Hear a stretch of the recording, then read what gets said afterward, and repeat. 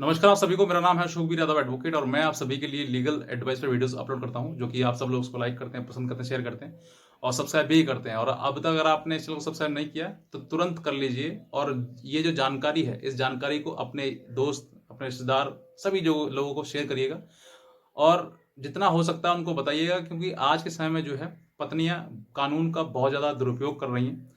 हालांकि कुछ पत्नियां के साथ में गलत वाकई हो जाता है और कुछ पत्नियों के साथ में होता नहीं है, लेकिन वो अपने परिवार, अपने ससुराल को डराने के, धमकाने के लिए या फिर अपना जो क्रोध है, गुस्सा है, उसको शांत करने के लिए उन पर झूठे मुकदमे करती हैं। मैं सभी महिलाओं की बात नहीं कर रहा हूँ, ये पहले ही बताता हूँ आपके लिए, क्योंकि कुछ महिलाएं हैं जिनके पास, जिनके वजह से और भी जो बेचारी महिलाएं हैं जिनके साथ वाकई पति कहीं ना कहीं गलत करते हैं, मारना, पीटना, दारू पीकर उनको, उनके साथ अत्याचार करना, ऐसा भी करते हैं। ऐसा नहीं है मैं कह दूं कि सब के सब ठीक है, करते हैं। लेकिन कुछ महिलाएं ऐसी हैं जो कि सिर्फ और सिर्फ उनका कहीं ना कहीं एक्स्ट्रा मैरिटल अफेयर होता है या फिर उनका कोई और चक्कर है जिसकी वजह से वो उस ससुराल में रहना नहीं चाहती हैं। तो फिर वो, उनके पास एक ही रास्ता होता है कि उनको झूठे केस में, किसी में 498A जैसे केसेस में उनको फंसाओ, उन पर मेंटेनेंस ड्यू वगैरह केस लगाओ। कुछ महिलाएं ये कहती हैं कि सर कोई नहीं चाहता कि उसका घर खराब हो। ऐसा नहीं है। कुछ महिलाएं ऐसी हैं जो सिर्फ और सिर्फ ये धंधा, बिजनेस बना रखा है जिन्होंने, जो कि शादी करती हैं, शादी करके लूटपाट करना, उसको, उनके घर को, उसको घर को पूरा लूट खसोट करना और उसके बाद उन पर केस करने की धमकी देना और फिर उसको एक्सटॉर्ट करना पैसा। ऐसे भी लोग हैं इस दुनिया में। तो ऐसा ना कहें, ऐसा मैं भी नहीं कहता हूँ, क्योंकि हर महिला एक जैसी नहीं है और हर पुरुष भी एक जैसा नहीं है। कुछ पुरुष भी गलत हैं तो कहीं ना कहीं महिलाएं भी कुछ गलत कर रही हैं। लेकिन ज़्यादातर देखने को ये मिल रहा है कि तुरंत शादी होते हुए, आज शादी हुई है, आज शादी के महीने, 2 महीने, 15 दिन, 20 दिन बाद जो है वो महिला कोर्ट में पहुंच जाती है और कोर्ट में जाने के बाद वो कहती है कि मेरे साथ दहेज मांगा, मुझे मारपीट करी, मुझे घर से निकाल दिया। ऐसे कई आरोप जो है वो पति और पति के परिवार पर लगाए जाते हैं। हालांकि इनका लास्ट में कंक्लूजन जो है, समय पर समझ आ जाता है तो वो कॉम्प्रोमाइज होकर एक साथ में रहने भी लग जाते हैं। लेकिन जहां समझ में नहीं आता है तो उनका एक ही लास्ट में जो परिणाम निकलता है वो डाइवोर्स का निकलता है।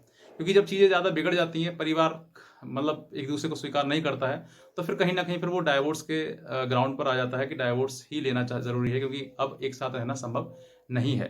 तो ऐसे बहुत सारे ऐसे परिवार हैं जिनकी वजह से जो है आज कोर्ट भी भरे, मतलब मैं कहूंगा कि कोर्ट में मैं ज़्यादातर देखता हूँ तो फैमिली मैटर्स ही ज़्यादा पड़े हुए हैं। कहीं डाइवोर्स चल रहा है, कहीं सेक्शन 9 का चल रहा है, कहीं मेंटेनेंस डीवी, तो कहीं 498A। तो ये जो केसेस जो हैं वो, ये केसेस परिवार में बहुत ज़्यादा चल रहे हैं और जिसकी वजह से जो है परिवार टूट चले जा रहे हैं। बहुत ऐसे भी पति हैं जो इन केस को झेल नहीं पाते हैं। वो सोचते हैं कि अब मेरे जीवन में कुछ नहीं बचा, पूरा जीवन खाली है, और उनको अकेलापन महसूस होता है बहुत ज़्यादा, जिस वजह से वो गलत डायरेक्शन में चले जाते हैं और अपने जीवन को समाप्त भी कर लेते हैं। लेकिन ऐसा आपको नहीं है। ऐसा अगर आप सोचेंगे कि भाई मेरे जीवन में अब कुछ नहीं है, ऐसा कुछ नहीं है। आपके जीवन में बहुत लोग हैं, आपके मदर, फादर, सिस्टर, ब्रदर, उनके साथ अपना जीवन व्यतीत करिए। हो सकता है एक समय आने पर वो जो परेशानी है वो भी खत्म हो जाए। ऐसा तो कभी आज तक रहा नहीं कि कोई परेशानी लगातार जीवन में बनी रही और वो खत्म नहीं हुई। होगा, समय आने पर हर चीज का समाधान है और एक समय ऐसा आएगा कि जो प्रॉब्लम जो है वो अपने आप सॉर्ट आउट हो जाएगी। लेकिन अगर आपने कोई गलत कदम उठा लिया तो आप वापस नहीं आओगे। तो मेरा कहने का मतलब है कि आप ऐसी चीजें ना सोचें कि जीवन में कुछ नहीं रहा, आज बिंदास जिंदगी जिए। और एक बार हमारा जीवन मिला है हमको, तो हम बेहतर जीवन जिए। अब जो हो गया सो हो गया। आपने गलत तो नहीं किया ना कहीं, चाहे पत्नी हो चाहे पति हो, अगर आपने गलत नहीं किया तो आप अपने अपने जीवन को जो है वो एक नई दिशा दीजिए, सही से उसको जीवन जिए।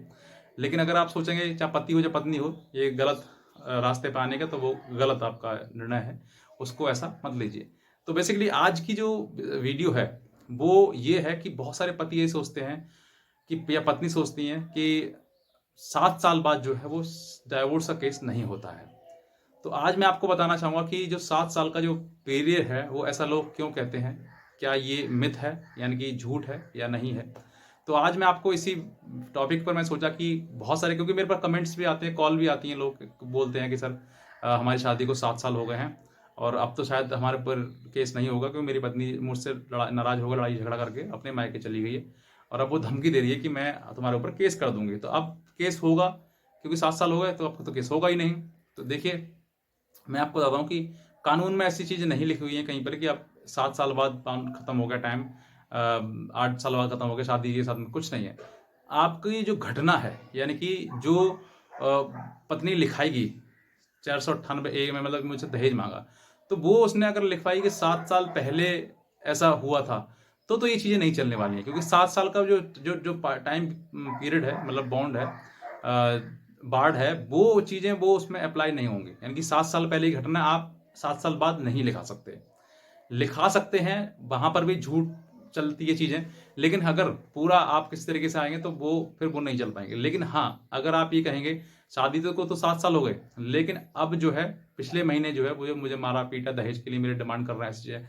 तो वो जो टाइम पीरियड है, जो बाप को बोलते हैं 7 साल वाला, वो एक्सपायर हो चुका है। मतलब वो उसके एक्सीड कर गया, उसको मतलब नहीं है। यानी कि 7 साल का भी यहाँ पे मतलब नहीं है। अब ये घटना जो है वो 1 महीने पहले हुई है, और जब 1 महीने पहले हुई है तो उसको तो कहीं भी लिखाई जा सकती है, कभी भी उसको मतलब दर्ज कराया जा सकता है। तो ऐसी चीज़ें सामने आती हैं। ऐसे बहुत सारे लोग हैं जो सोचते हैं कि सर मेरे पास तो 7 साल हो गए, मेरे 10 साल हो गए, 15 साल हो गए, 20 साल हो गए, शादी को अब ऐसा नहीं होता। ऐसा कभी भी हो सकता है। मेरे सामने ऐसे आए हैं कि 45 साल की उम्र में भी बच्चे जवान हैं, लेकिन फिर भी पत्नी जो है वो 498 का केस पति पे कर रही है, मेंटेनेंस के लिए कर रही है।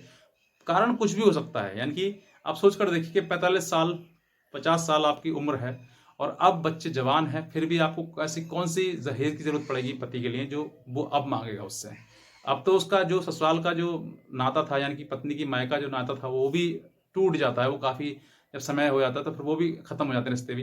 तो आप सोच कर देखिए वो क्यों ऐसा करेगा। लेकिन फिर भी कहीं न कहीं महिलाएँ ऐसे समय पर वो दुरुपयोग करती कानून का। वो बच्चों को भी उनकी जीवन जो है वो उनका खराब करना शुरू हो जाता है, क्योंकि उनकी कहीं न कहीं कोई ज़िद होती है कि मैं तुम्हारे साथ में ये कर दूँगी, मैं खिलाफ ये कर दूँगी। तो फिर पति भी कहता है चल ठीक है, तुझे करना है तो फिर कर। जैसे ही वो कहता है तो वो करना शुरू कर देती है, जो कि बाद में पछतावा इतना होता है कि बच्चों के अपने साथ-साथ अपनी लाइफ खराब होती है। क्योंकि पति के घर छोड़ के आप इस 50-45 साल की उम्र में तुम कहाँ जाओगे? समझे? तो वो कहीं न कहीं रेंट पे रहना शुरू करती है। बहुत मतलब चीज़ें मतलब बेकार हो जाती हैं, और समय भी एक इंसान का जब कहते हैं ना कि ऐसे टाइम पर जो है वो डाइवोर्स लेके भी आप जाओगे तो जाओगे कहाँ पर?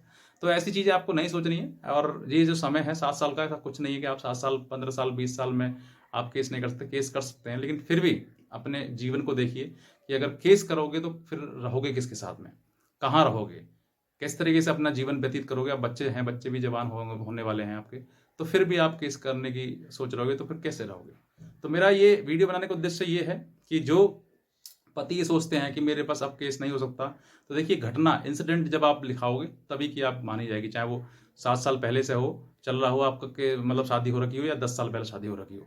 तो अब जो है जिस समय की वो घटना लिखाई जाएगी उसी समय से वो मानी जाती है। और अगर वो घटने का समय जो 7 साल पहले का दिखाया जा रहा है, तब आपके पास ऑप्शन है कि आप उसको क्वैश करा सकते हैं, खत्म करा सकते हैं, और पहली बात तो लिखा ही नहीं जाएगा।